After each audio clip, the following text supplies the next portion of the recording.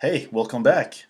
In this lesson, we're going to talk about code blocks, whitespace, and indentations, which means like your code organization, like how you organize your code.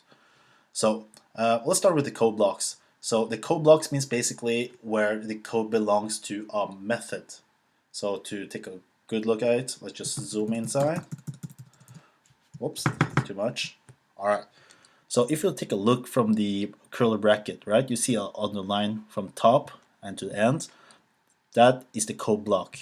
The code blocks means you actually write the code that is supposed to run from the method. So this is like the method here, and this method belongs to the curly bracket from start to top. So just to take a better look to view. So this is like this is like one part here, you know. So let's just go back. Oh, I had to one too much curly bracket there. So you can take a look at the top of here and down there. This is the code block as well. So this start from top to bottom, right? So this think like this is like the father, and this is like the child, a boy, for example. So this means that this code belongs to this one here, right? So this is like this one is actually a subcategory you can think of, like. So if you actually, so this public class example, this means the class, which is the object, has the name example. The example has the code blocks, everything from public static void main strings, right? So that is how it runs. So if I actually write system out of print line, let's test this. So as you see, the example owns the public static void. The public static void owns the system out print line, right? So this is like a kind of like a tree hierarchy, So that is how the code blocks works. So just to know the example, you can take the mouse over there. You see a small down arrow. You just click on here.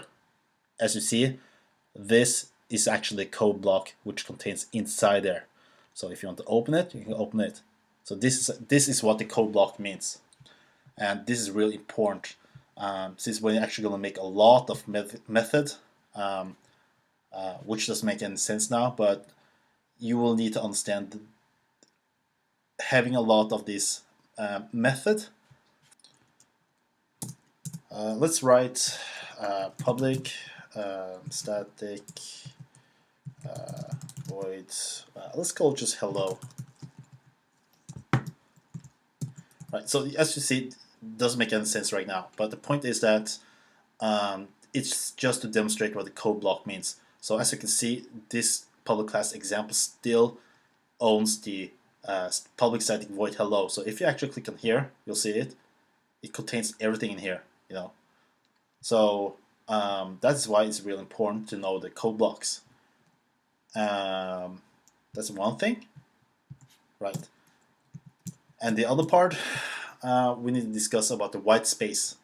So the white space is basically the way you type the code. So let's try to type string name equal Dean, for example. Let's just print this out.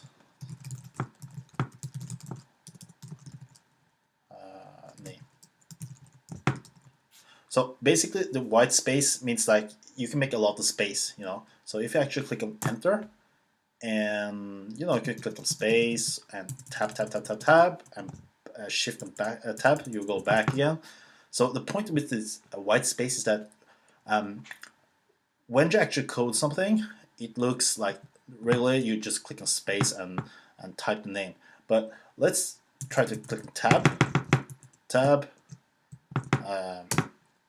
enter, like this. All right, it looks real awful, to be honest. It doesn't really look like, it doesn't make any sense. I mean, you can read it, but if you actually want to make a lot of codes, you don't want to do that. It makes real hard to understand what's going on. But the point is that you can still compile and run. So let's just test it out. You can compile it and run it. It says Dean, right? So the point is that it's still working. So no problem. But for the sake of to be practical, don't do that. So let's just go back, reverse everything back. So that is for the white space. And the last part, we're going to talk about the code indentation, right? So the code indentation means like it's kind of like the code blocks in a way that where it belongs to where. So the indentation is kind of like how it organized, how it looks very smooth, and it has a flow on it, So if you look like if you actually look at the curly bracket, this curly bracket belongs from top to down, right? So if you look at the here, it means like, okay, the public static void main string args has a code block, start from top to end and has a string and name inside. So if I actually write if 100 equals equals 100 and curly bracket and system out dot print line that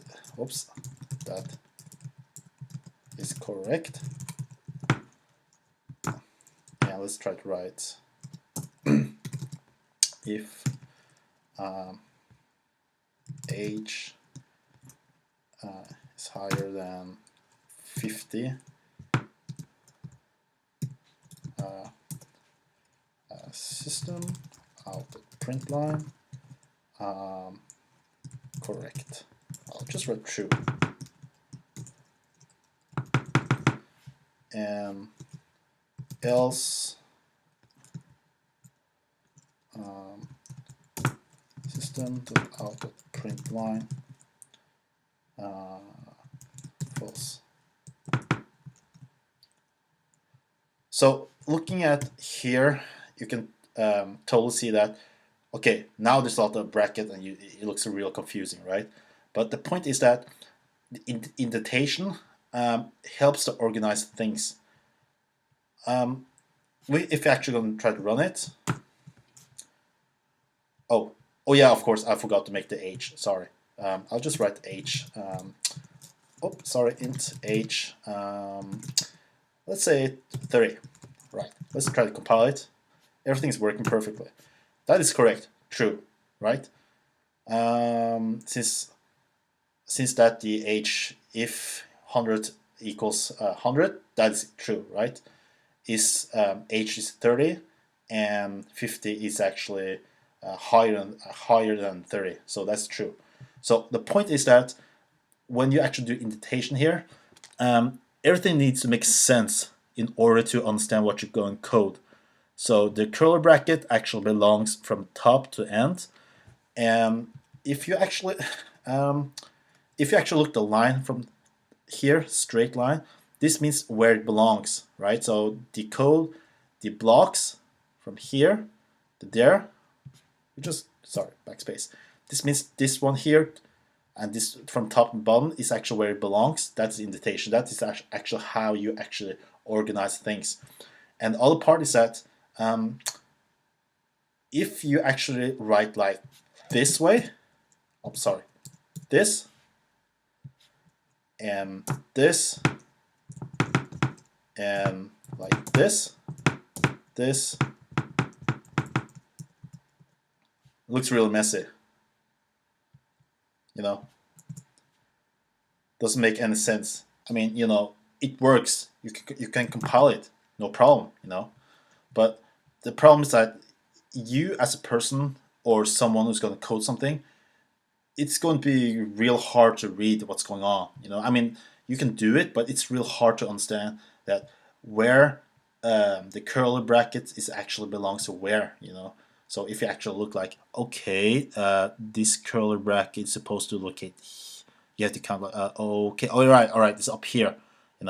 And maybe if you're not used to it, you will take a mistake. You will make a big mistake, like you think the curl bracket is actually located down there, not here. So that is why indentation is so important to organize things. So it needs to be has some logical flow, what's going on, so you can actually see and understand, and makes much more easier to work with. So just reverse. Let's just go back to everything. So this is much more easier. So what's going on? You can see the curl brackets up here and down here, up here and down here, and the else is actually belongs from there to there. So you can see the system out print lines actually belongs, the code blocks actually belongs to else right here. Even if you actually write like this, it's okay too. You can actually write like this if you want. You still understand this curly bracket is actually belongs to down here, from top down here, and the code block is this is what is going to execute. So that is for this lesson, and I hope everything makes sense. If not, just let me know. I'll try. If it's so bad, I guess I'll just try to make a new video one more time. But that is for this module 2. For the next module 3, we are going to start to work with more programming and stuff like that. Even though you still see we are programming something, maybe everything goes too much too fast and doesn't make real sense, since I'm just typing everything. You need some practice, So I just want to look and to understand and what's going on. Everything just to demonstrate something. That's it. But anyway, thank you for watching, and see you in the module 3 when we're going to start to program stuff. Great. Thank you. Bye.